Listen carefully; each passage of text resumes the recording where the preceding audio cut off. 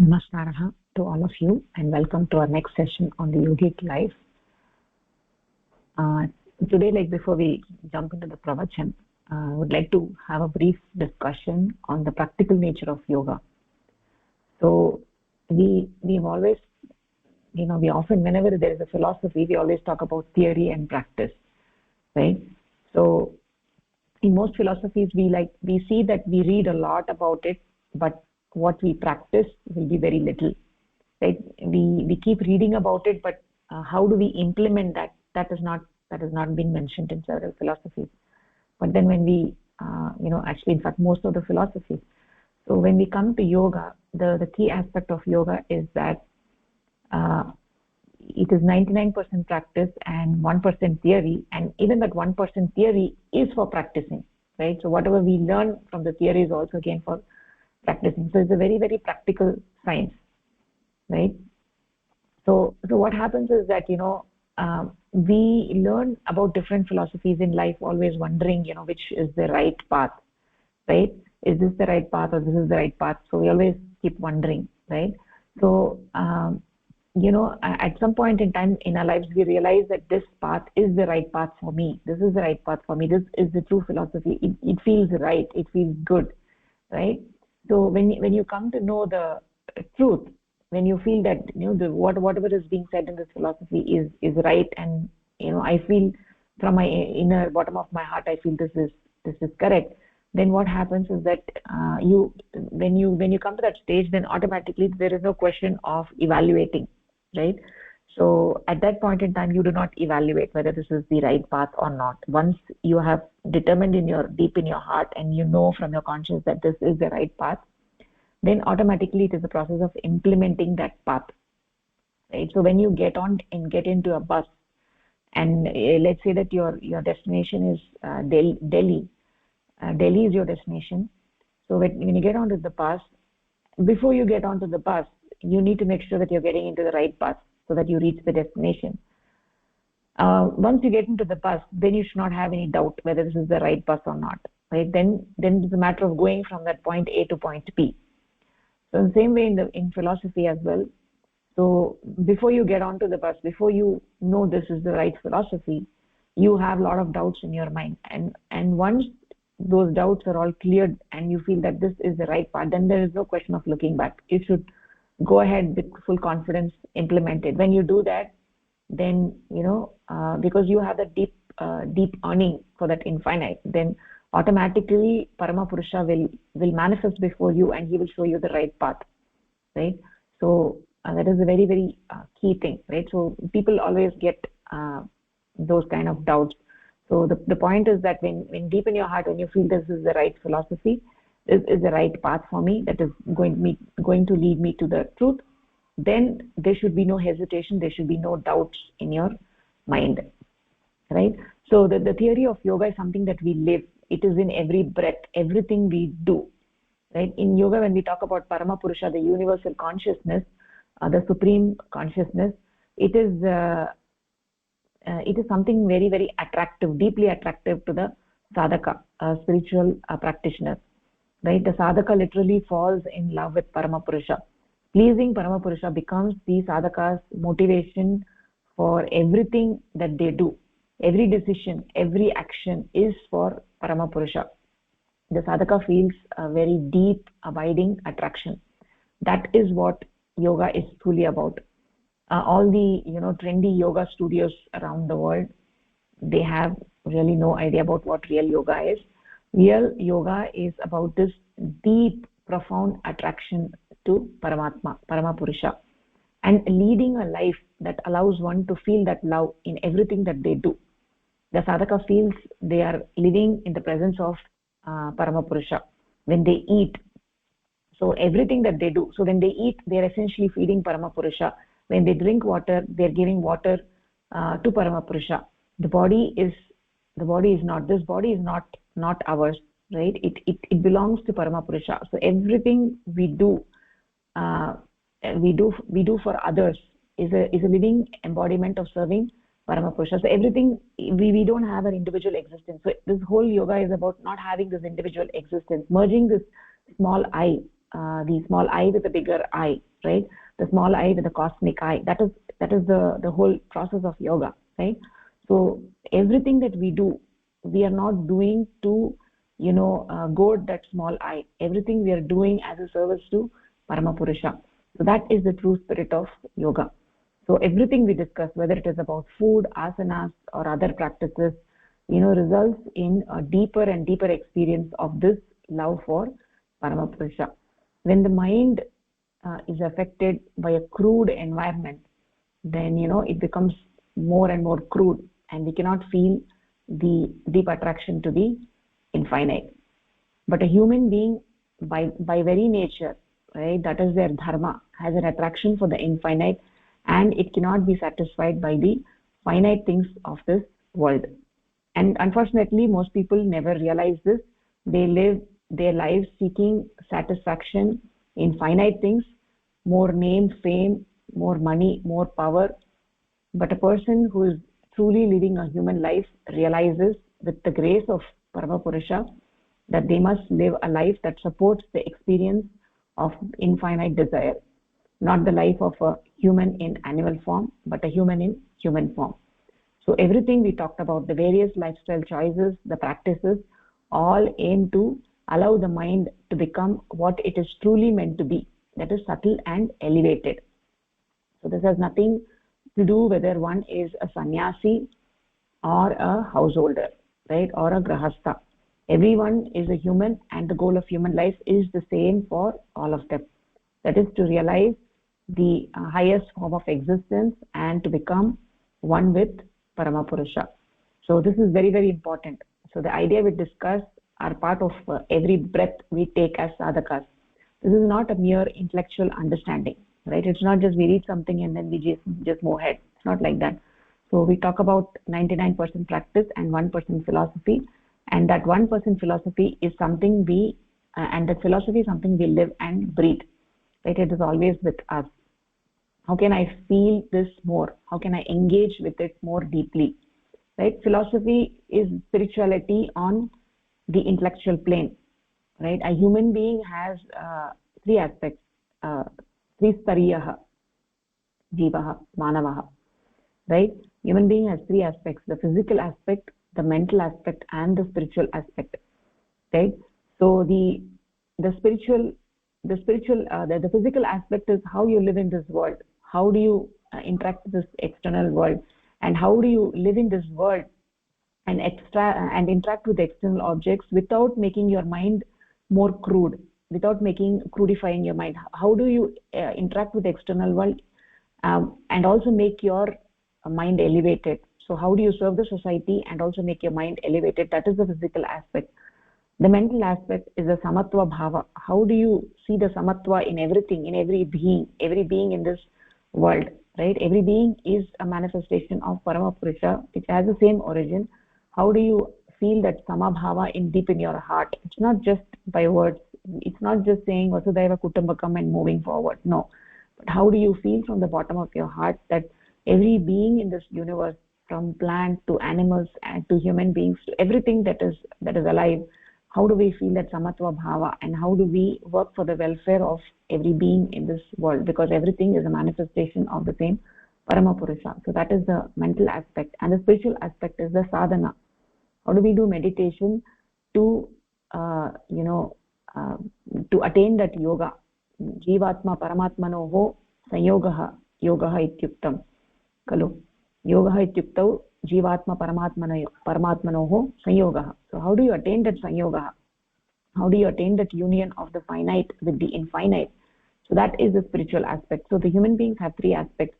The spiritual aspect is when we transcend the mind, when we go beyond the mind during sadhana, spiritual practice, and attain samadhi, a state of a meditative absorption, right?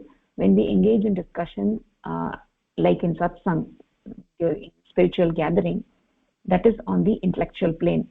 The value of this kind of intellectual discussion is that it helps us understand the path, so that we don't get misguided. Like there are many descriptions of spirituality in this world. So a lot of them are blind faiths, dogmas, right? Spirituality is to be experienced, and the enemy of spirituality is blind belief. Spirituality is real and it must be experienced and must be lived. So yoga is 99% practice, and what we are reading together in our classes, that complements that practice, right? So this is a description on the intellectual plane of what we are to experience in our spiritual life. So what we are discussing has two parts. One is about uh, having said all this, now just moving on to the our pravachan, right? So in our pravachan we had two parts. One is what is a human being, right? What is a human being? How does a human being differ from animal? What is dharma? The essential characteristic of something. What makes a human being unique? And this naturally leads to the second part of the discourse, that the dharma of the human being is to seek the infinite, right? What is infinite? It is beyond the conceptual framework of the human mind, right? The mind only can conceive of things with limits, but the infinite is limitless, which is beyond the mind's direct grasp. So this is why we read and discuss such concepts, to get an intellectual conception that helps us to understand what our path is and our goal is, right? So we might have different views in the world, but the yogic life rejects all the tales and false versions of divinity. True understanding comes from inner experience, not external representations, right? So how do we get the true inner experience? Is by closing our eyes and turning inward. We can experience the infinite. So reading and discussing these discourses that we do in our classes helps us to understand the goal of human existence. The goal of human life is not something material. It cannot be represented by a painting or a statue, right? Just to connect with the infinite, a material object cannot represent the infinite. To connect with the infinite, we must go beyond the physical world by turning inwards, right? So this discourse aims to clarify our path and goal, right? It is now up to us how do we implement this in our lives. Practices like fasting, meditation, all this help us move towards experiencing ananda, bliss. So by becoming sadhakas, by becoming yogis, we come in contact with the infinite. So moving beyond mere intellectual understanding to actual experience, to actual practice. So in this discourse, right, we talked about what is dharma. It had two parts. One is, as I was saying, it is what is to be a human being and how a human being is different from an animal. Human being has an infinite desire, and there is only one thing in this universe which is infinite, that is that cosmic entity, the supreme consciousness that creates and guides everything in this universe. Coming into contact with and becoming one with that supreme consciousness is human dharma, right? And we also talked about, in the pravachan, in order to do any action in this world, the way that we do action is by using our indriyas, the jnanendriyas, the 5 jnanendriyas and 5 karmendriyas. And also we said that just the indriyas are not sufficient. We need to have something behind the indriyas, which is the mind, right? And without the mind, the indriyas, even though the indriyas are looking at an object, but the perception may not happen if the mind is not connected with that. So then also we further went to say that the mind has 3 parts. The mahat tattva, I exist, I know I exist. And then the aham tattva, the doer I. And then chitta, the done I, right? And we have the 10 indriyas. So if I were to look at a book that is on my table, then the chakshu, the eyes, the chakshu comes in contact with the book, and essentially the tanmatras from the book, the tanmatras, the microscopic fraction of a wave, radiates from the book, and the eyes receive the tanmatras, the rupa tanmatra, and then the eyes actually pass on the rupa tanmatra to the chitta, Chitta receives the tanmatras, and what it does, it just takes the shape of the book. It just becomes like the book, and when it becomes like the book, it just becomes like the action. Whatever action we want to do, the chitta becomes like that, and then the aham tattva is able to see the book. Right? Aham tattva is the doer I. It does all the actions. It gives instructions to the chitta. According to the instructions of the aham tattva, chitta does the work. And is it only sufficient to have just the aham tattva and the chitta? No. Behind the aham tattva, there is this mahat tattva, the feeling of existence. I am aware, I exist. Right? So we said these three things put together is called as the antakarana. Antakarana, the mind. Right? And so only if the mind is there and the indriyas are there, is it sufficient that we can do all the actions? Then we said that behind this I exist, there is a shuddha I, there is a consciousness, there is a jivatma, right? And it is the jivatma and the mind are two separate entities. They're two separate entities.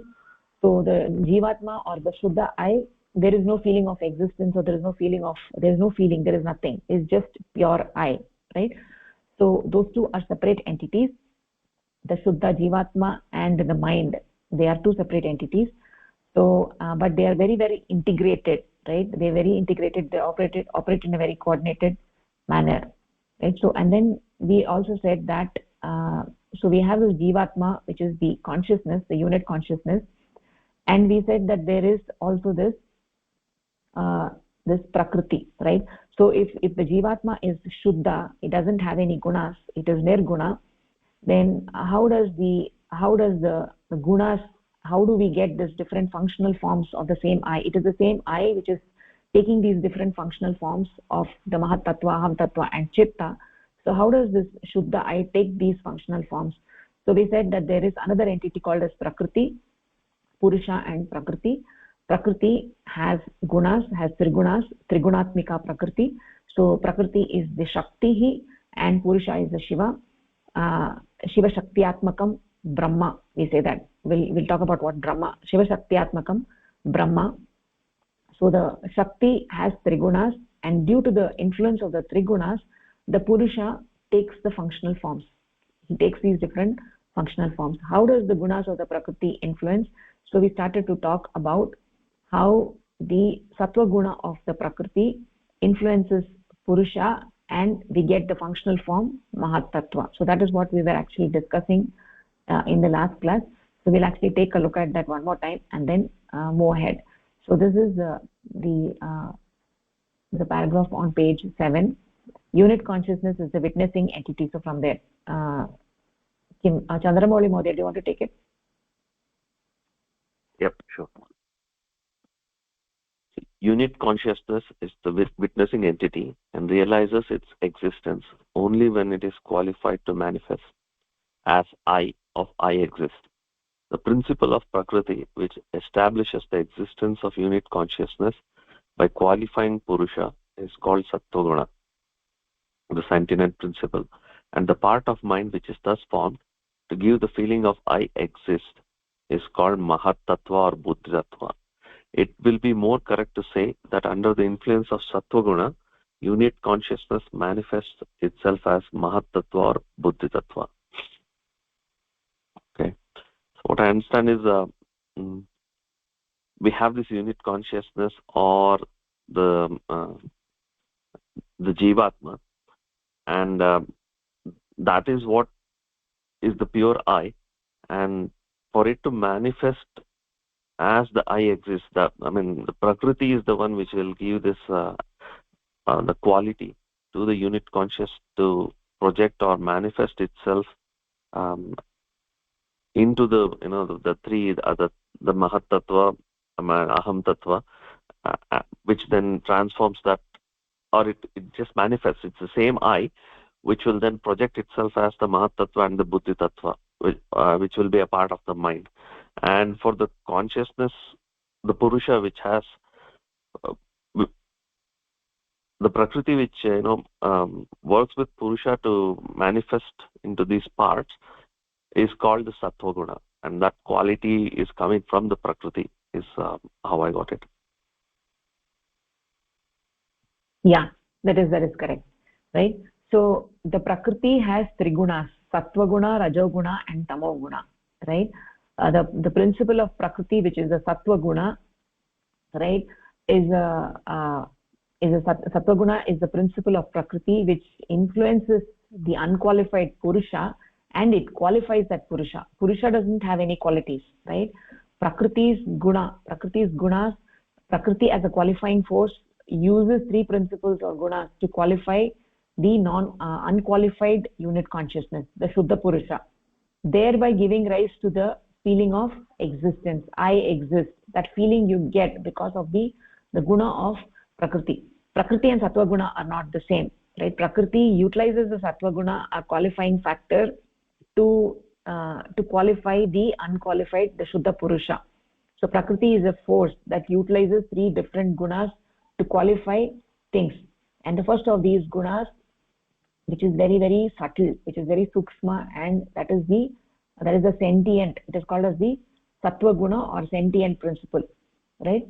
So we'll be first talking about the Sattva guna, and then later on we'll be talking about the other two gunas as well. So the first and the most subtle of the three gunas is the Sattva guna, and that guna is used to bring the unqualified consciousness into a state of existence and feeling, right? So Sattva guna of Prakriti exerts its influence on Purusha, which up until now did not have any qualities or limiting characteristics. So all the gunas, whether it is Sattva, Rajo, or Tamo guna, they are all binding the Purusha. They are binding the Purusha. By the action of Sattva guna, which is subtle, it limits the Purusha. It is Purusha was Nirguna Purusha, did not have any limitations, right? He did not have any gunas, he did not have any bandhanas, he was free, right? Now with the use of the Sattva guna, of the Prakriti, there is some limitations that is attached to the Purusha. So it is now conferring one type of limitation on the Purusha, giving it the quality of existence which it did not have before. So the quality of existence, the existence is also a quality. Purusha did not even have that existence, the feeling of existence before, right? Because of Prakriti, the Purusha is now getting the quality of existence which it did not have before. So Purusha gets qualified or gunafied by the Sattva guna of Prakriti. When Purusha takes on that very quality, it gets this functional form. It manifests in the form of Mahat Tattva, right? The feeling of I. So that is what this paragraph actually talks about. So we'll go ahead. Pushpalata Bhagini, do you want to take this one? Am Bhagini. Namaskaraha. Namaskar. Every action presupposes existence. Unless I exist, I should not be able to see. Here also we find that I have two different functions or aspects. The first is the witnessing entity or consciousness, which in order to prove or realize its existence has acquired the feeling of I exist, and the same I now perform the function of seeing. The I of I exist is the Buddhi Tattva, which while seeing something takes up the function of seeing in addition to establishing the existence of unit consciousness. When unit consciousness is influenced by Prakriti, it manifests itself as Buddhi Tattva. Similarly, the additional ability to perform an action is also caused by the influence of Prakriti on Buddhi Tattva. Prakriti will also be present in Buddhi Tattva, as it is only a manifestation of unit consciousness, and Prakriti is bound to be with unit consciousness whenever and in whatever form it may exist.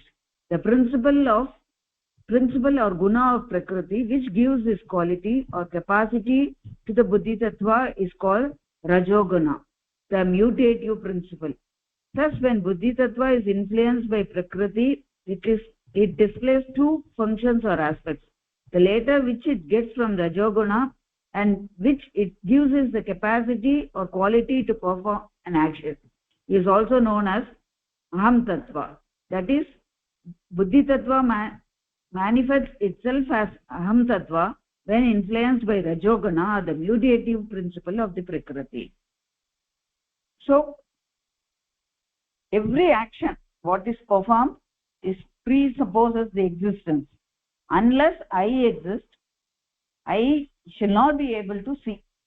So we find now here that I has got two different functions or aspects. The first one is the witnessing entity or the consciousness, which in order to prove its existence, so it gets the feeling of I exist. So this same I now perform the action of seeing also. So the first, the I of the I exist is the buddhi tattva. So the buddhi tattva, which while seeing seeing something, takes up the additional function of establishing the existence of unit concern. First, it is the I is coming into this one, and then we see I. So when the unique consciousness is influenced by prakriti, it manifests itself as buddhi tattva. Similarly, the additional ability to perform an action by or is also caused by the influence of the prakriti on the buddhi tattva, and this will be so. This shows that prakriti is also present in the buddhi tattva, and it is a manifestation, as it is only a manifestation of unit consciousness. And prakriti is bound. This prakriti is bound to be with the unit consciousness wherever it is. This prakriti always stays with the unit consciousness wherever and whatever form it may exist. So the principal guna of the prakriti, which gives this quality to the buddhi tattva, is now called rajoguna, the mutative principle. So the first one was the sattva guna, which helps the unit consciousness to manifest itself as mahatattva. Now the second mutative principle of the prakriti is called the rajoguna. So the later, that is the rajoguna, which gives the buddhi tattva to perform an action, is also known as aham tattva. That is, now the buddhi tattva manifests itself as aham tattva, which is influenced by the second guna, the rajoguna, or the mutative principle of the prakriti. So we now establish that prakriti has two gunas, is influenced by two gunas and manifests, and it helps the buddhi tattva to manifest the buddhi tattvas in two different ways. That's what I understood. Very good, very nicely said, Vani. Thank you. That is good. Yeah. So that is the idea over here. So what we are actually seeing is that there are various functional forms of the Shuddha I, right? The pure consciousness, there are various functional forms. When the Shuddha I gets qualified by the Sattva guna of Prakriti, it manifests itself as the I feeling or Mahat Tattva. So we'll be using the term Mahat Tattva instead of Buddhi Tattva, Mahat Tattva. So when the Rajoguna of Prakriti acts on the Mahat Tattva, so first the Sattva guna of Prakriti acted on the Shuddha I, and we got this functional form Mahat Tattva, which gave the feeling of existence, the quality of existence. And when again the second guna of Prakriti, the Rajoguna of Prakriti, acts on the Mahat Tattva, the modified I, then what happens? It further qualifies that I. So then this Mahat Tattva now takes on a new form, which is the Aham Tattva, which is the Ahankara. So both the Mahat Tattva and the Aham Tattva are essentially the functional forms of that original Shuddha I or Atma, right? So the Mahat Tattva had only one quality, which was conferred upon by Prakriti, the Prakriti Sattva Guna. The Aham Tattva or the Ahankara has Sattva Guna also within it. It also has the Rajoguna, but the Rajoguna is dominating in the Aham Tattva. This dominance of Rajoguna gives Ahankara, the Aham Tattva, the new quality of being the doer, the I that performs actions, which is the Rajasic quality of the Rajoguna. Mahatattva, on the other hand, just has the pure feeling of existence, which is very, very sattvic, and does not actually do anything. It's just pure feeling of existence. But the dominance of Rajoguna gives the Ahankara the quality of being the doer I, then an I that performs actions. Mahatattva just had the feeling of existence. It cannot do anything. It was purely sattvic, just the feeling of existence. Whereas the Ahankara, it has the quality of being the performer of the actions. It is the doer I, he said. So we can move forward and see how this modified I gets further modified. So Chandrasekhar Mahodaya, do you want to read it further? Namaskara Bahani. Every action is bound to have a result in the end. For example, when you look at a book, the result is seeing the book. How we see a book was explained earlier. Chitta, which is a part of mind, picks up the form producing tanmatra of the book and itself becomes the form of the book. It is that book that Aham Tattva sees. Chitta takes the form of what Aham Tattva wants it to be. When Aham Tattva sees a book, Chitta becomes that book. And when it hears a sound, Chitta becomes that sound. Chitta, therefore, is entirely dependent on Aham Tattva for its form. Chitta keeps on changing its form at the bidding of Aham Tattva. It must then be very closely connected with Aham Tattva. How Chitta is formed needs clarification. Chitta, as was explained earlier, is a part of the mind, and Buddhi Tattva and Aham Tattva are the other two parts. Buddhi Tattva and Aham Tattva are manifestations of unit consciousness formed due to the influence of Sattva-guna of Prakriti over it and of Rajaguna over Buddhi Tattva. In other words, it is unit consciousness which under the influence of Prakriti takes the function of Aham Tattva in the second stage. Hence, Prakriti is present in Aham Tattva and is bound to qualify it further. In fact, it is due to Prakriti qualifying Aham Tattva that it manifests itself as Chitta. The quality of Prakriti which influences Aham Tattva is called Tamoguna, the static principle. It is as a result of the influence of Tamoguna that Aham Tattva, or the I that performs actions, has to take up the mental image of the result of its action. This means that when I see a book, it is I that becomes like the book.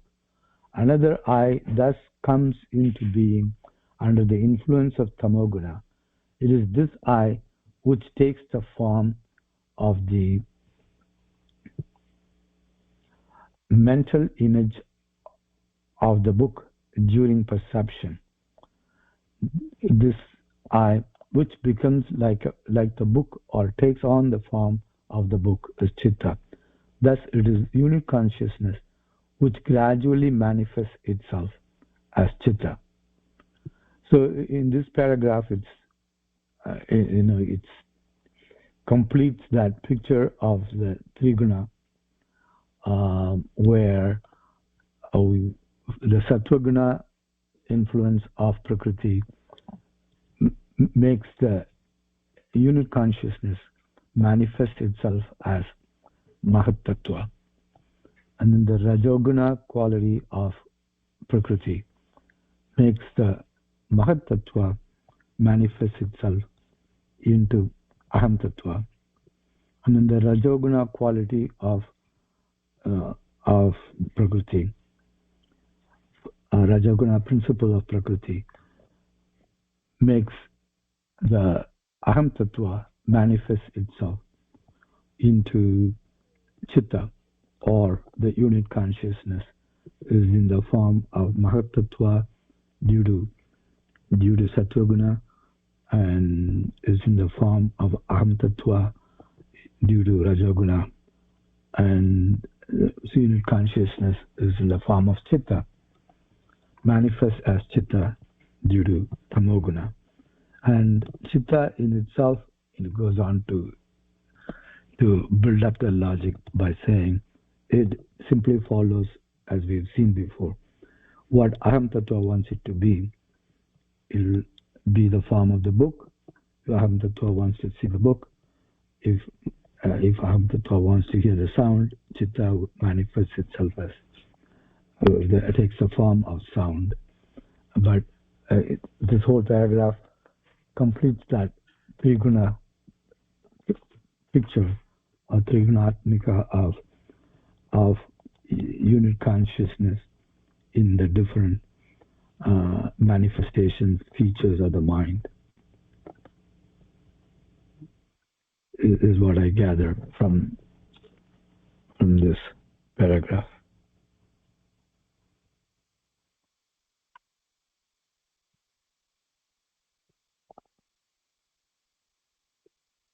You want me to elaborate some more?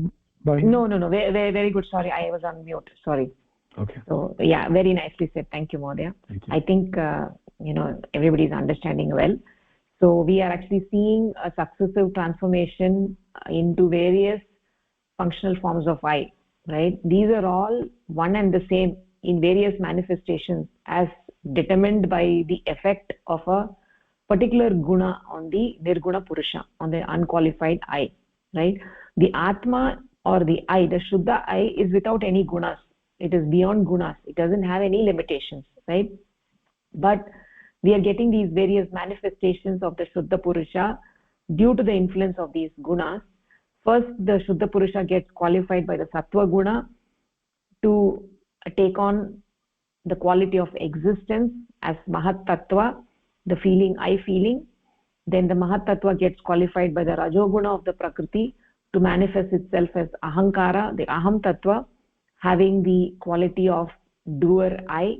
The doer I needs to have some result of its action, and so it takes up the form of Chitta under the influence of Tamoguna of Prakriti. Right? So the doer I has to take some action, right? It has to do some action, and the result of that action, the result of the action is reflected in the Chitta under the influence of the Tamoguna of Prakriti. The Aham Tattva and Chitta, they work very, very closely together, whether through action or the reception of information from the outer world. Chitta takes the form of those things, so they are very, very closely linked. Chitta cannot independently operate. It operates under the instructions of the Aham Tattva. So the one that takes the form, Chitta takes the form of the external object, and therefore it is more crude compared to the Aham Tattva. All of these are, the Mahat Tattva, Aham Tattva and Chitta are all very, very sukshma. They are very, very subtle, and they cannot be grasped by the senses. Right? We cannot see the Aham Tattva or Mahat Tattva or Chitta. But when we look at the three, compared to Aham Tattva, Chitta is more crude, but Aham Tattva is more subtler compared to Chitta. Compared to Aham Tattva, the Mahat Tattva is even more subtler. Right?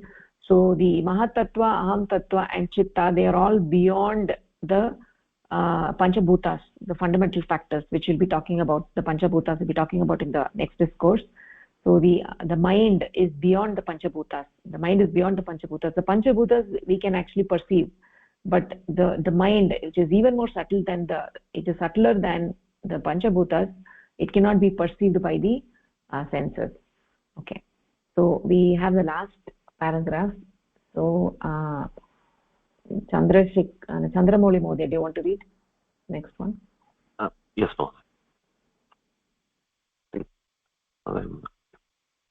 In the preceding paragraphs, it was established by logic and reasoning that it is only unit consciousness which, under the influence of different principles of its prakriti, gradually manifests itself as chitta, and a result of this, mind comes into being. The existence of unit consciousness is essential for mind which is only a gradual manifestation of unit consciousness under the qualifying influence of Prakriti. Mind, in fact, cannot be formed without the presence of Atman or unit consciousness. But we know that mind is present in every individual. Hence, Atman or unit consciousness is also present in every individual. So there are innumerable individuals in this universe. And as Atman or unit consciousness is reflected in each one, there appear to be many Atmans or unit consciousness. This collective name, the collective name for all these Atmans or unit consciousness is Paramatman. Bhuma Chaitanya, is it, ma'am? Bhuma Chaitanya. Brahma or Bhagavan. Just as 12 Bhagavan. units make a dozen, 20 makes a score, and collective name for a very large number of soldiers is an army, the collective name for all unit consciousnesses is Paramatman. Bhuma Chaitanya or Bhagavan. The name Bhagavan should not be construed as a mighty human figure with powerful hands and feet. It is collection of all our Atmans. The nearest word in English which may be used for Atman or unit consciousness is soul. So Bhagavan may also be called universal consciousness or universal soul. This shows that Bhagavan does exist and that it exists as Paramatman or universal soul. Bhuma Chaitanya or cosmic consciousness or Brahma, the eternal blessedness. Okay. So I think from the previous paragraphs we understood how initial example of the chitta, the transforming, with an example of seeing a book, and at the end consuming that input and performing actions, how it is all done by chitta, then aham tattva and buddhi tattva or mahat tattva, and finally comes this the jivatma, and how it is all related back to part of the jivatma itself, or the atman, which with the help of the prakriti and the purusha, the prakriti which is the entity which helps the purusha qualify with its three gunas, into which then manifests into the various three layers of the mind, which constitutes the mind. So sattva guna, rajoguna and tamoguna. Using these three gunas, the prakriti qualifies and manifests as mahat tattva, aham tattva and the chitta itself, and forms the mind. So essentially it was all linked back to the atman or the jivatma. So without the existence of jivatma, none of this can happen. So it has been proved with this particular discussion that whatever we are seeing is all linked back to the unit consciousness itself, or the atman, and hence we know that every individual has a mind, and in turn this proves that mind doesn't exist on its own. It needs this unit consciousness or the jivatma. So it was proved from the previous conversations that these two are related, and we know that every individual has a mind, so every individual should also have an atman, and these are all the unit consciousness. And since there are many human beings, there are many unit consciousness, and taking the examples of a group, we give a name for a collective a group.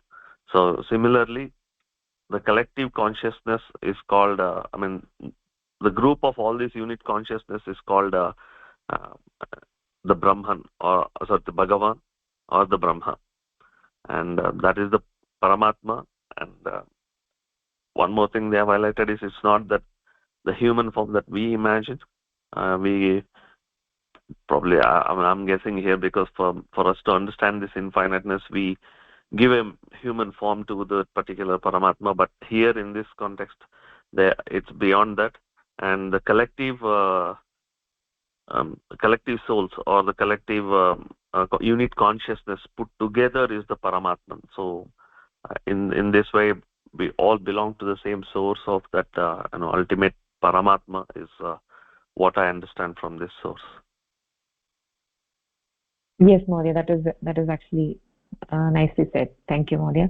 So yeah, that is the idea over here. So we are actually seeing that the Shuddha Purusha, is having a successive transformation into various functional forms of I, and these are all essentially one and the same in various manifestations, as determined by the effect of a particular guna on the unqualified I, the I of Atman, that is without any quality or beyond quality, has no limitation, and it gets qualified by the gunas of the prakriti. It gets qualified by the sattva guna of the prakriti, and it gets the quality of existence, the mahat tattva, the feeling of I, and then due to the influence of the rajoguna on the mahat tattva, it appears, it takes the existence, it takes the characteristics of doing the action. It becomes the doer I. It is called as the aham tattva. And then the doer I, when it does the action, and the result of the action, that is the chitta, that takes the form of the action under the influence of tamoguna on the aham tattva. So the mahat tattva, aham tattva, and chitta, they are all working very, very closely, right? So whether in doing some action or in receiving some information from the outer world, right? So chitta is taking the form of all of those things, right? So all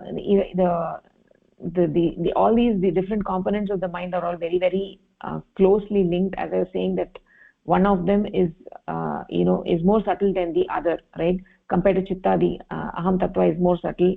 Compared to aham tattva, the mahat tattva is more subtle, right? All of them are sukshma, and they are not indriya grahya. They are beyond the indriya grahya, right?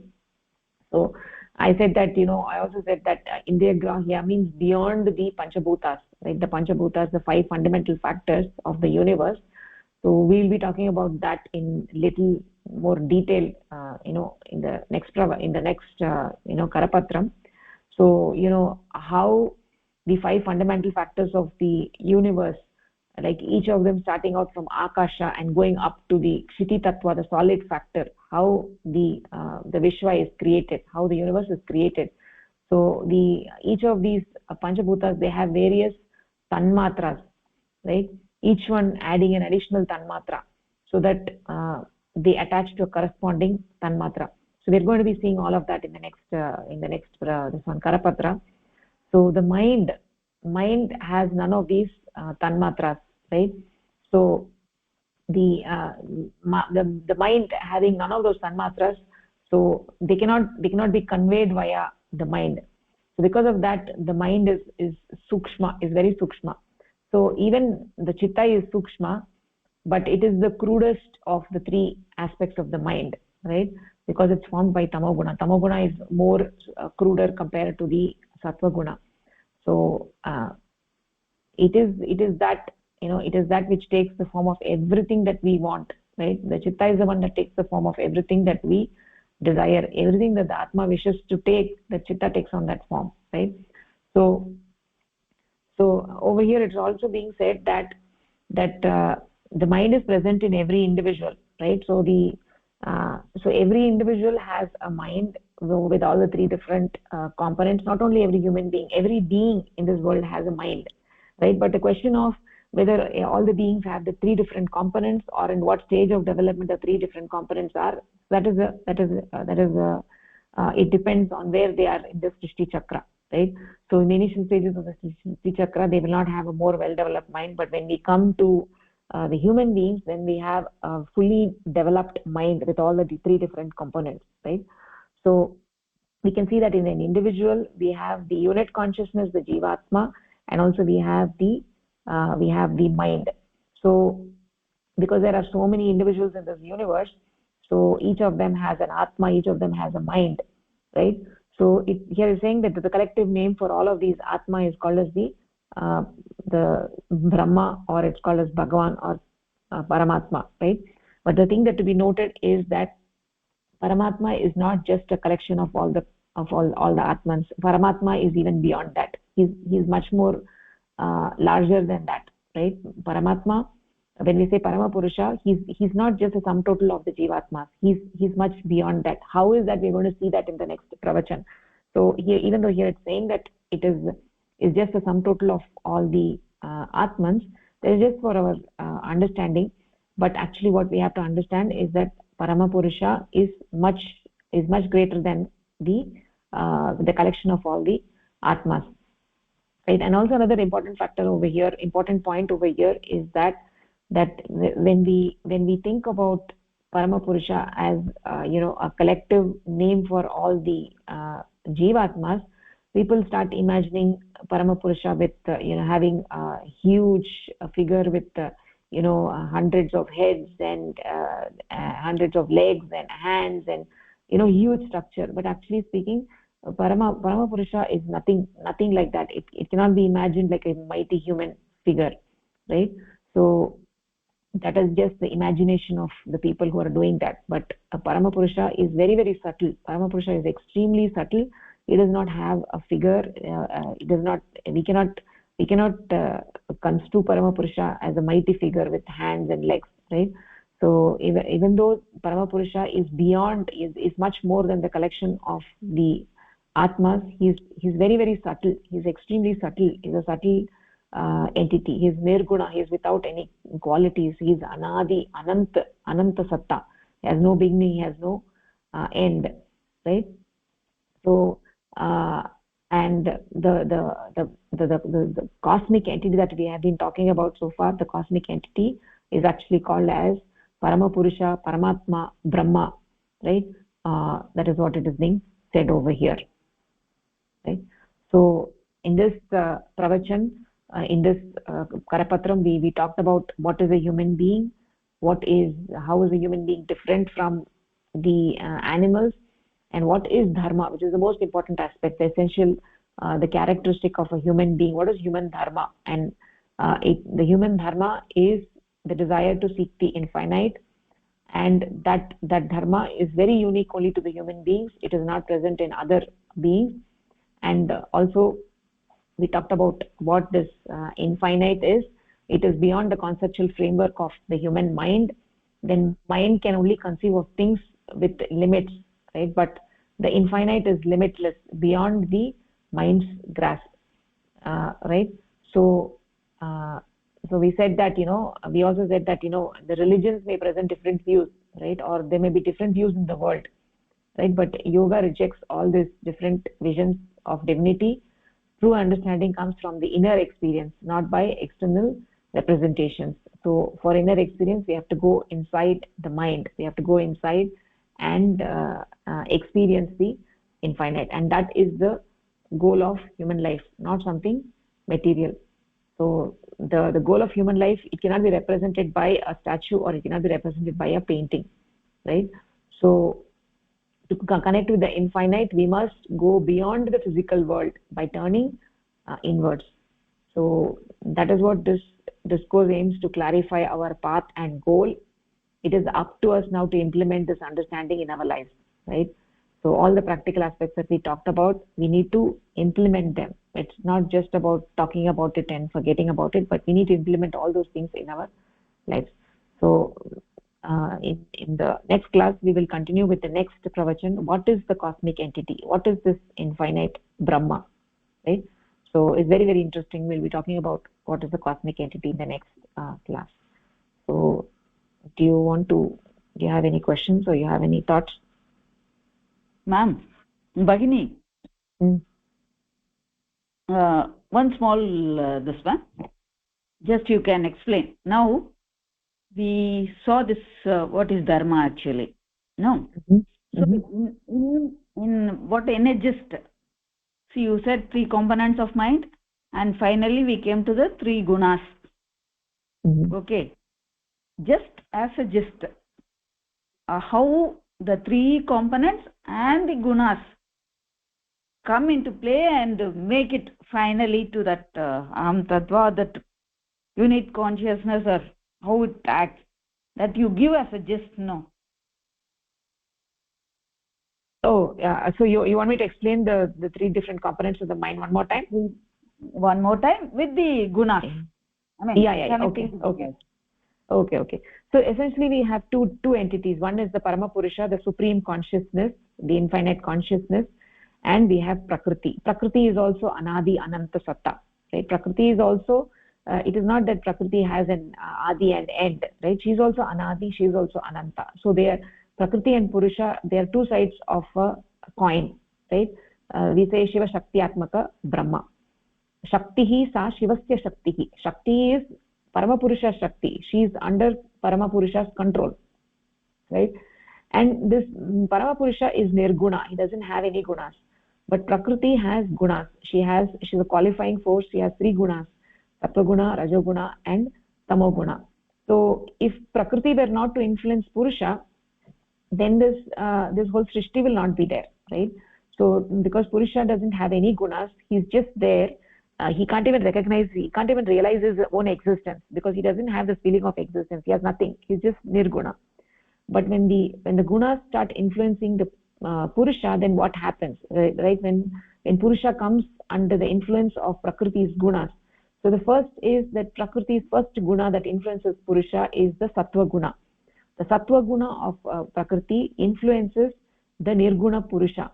It influences the nirguna purusha, and then what happens is that the nirguna purusha, he manifests, or he takes the form of the mahat tattva. He gets this feeling of I. Before he didn't have the feeling of I, right? Because of the influence of sattva guna of prakriti, the shuddha purusha, he gets this quality of the feeling of existence, right? Everybody has this feeling of I exist, I exist, I exist, right? Aham asmi, I am there. That kind of main hu, that kind of feeling we all of us have. That feeling actually comes, that feeling of existence comes because of the influence of sattva guna of prakriti on the shuddha purusha.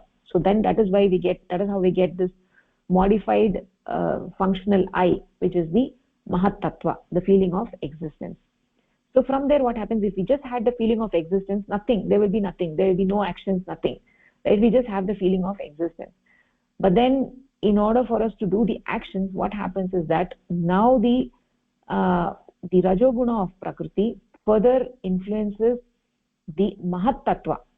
First the sattva guna influenced the shuddha purusha, we got the mahat tattva. Now the mahat tattva is the modified I. Now the rajoguna of prakriti influences this modified I. So now this modified I is getting further modified. It is getting further modified and it becomes the aham tattva. The aham tattva, and at that aham tattva, because of the influence of the domination of the rajoguna, we get this feeling of, we get this, I'm able to do the actions, right? I am the doer of the actions. I want to do this, I want to do that, I want to see a book, right? All those different actions that we perform, it is because of the influence of the rajoguna. Rajoguna is very, very chanchal, right? It makes us want to do different things. And because of the influence of the rajoguna, we are wanting to do different actions. The aham tattva wanting to do different actions. First we need to have the feeling of existence, and then the influence of the rajoguna on that mahat tattva, we get this aham tattva, which is the doer I, which is doing different actions. And then what happens is that the tamoguna of prakriti influences this further modified I, the aham tattva, and we get this chitta, which becomes the result of the action. It becomes whatever this aham tattva wants to do, this chitta becomes like that. If aham tattva wants to see a book, then chitta becomes the book. Because of the influence of the tamoguna of prakriti, chitta takes the shape of the external object, right? And whatever shape the chitta takes, the aham tattva enjoys that. It looks at it. For instance, if you're hearing a sound, aham tattva enjoys that sound. That the chitta takes the shape of the form of the sound, and aham tattva enjoys that sound. Chitta takes the shape of the book, then aham tattva sees the book. So like that, this chitta is the done I, is the result of the action. In this way, these three different components of mind work together in performing any action or in getting information from the outside world. Is that clear, Bhagini? Is that what you're looking for? Yes. Thank you. So that we will know what is this one components, and also how the gunas operate on it. So I wanted to just note and keep like that. Thank you so much. Very good. Okay, very good. Okay, wonderful. Anything else? Okay. Tarhi astu tarhi. Dhanyavadah. Namaskaraha. Dhanyavadah. Dhanyavadah. Namaskaraha.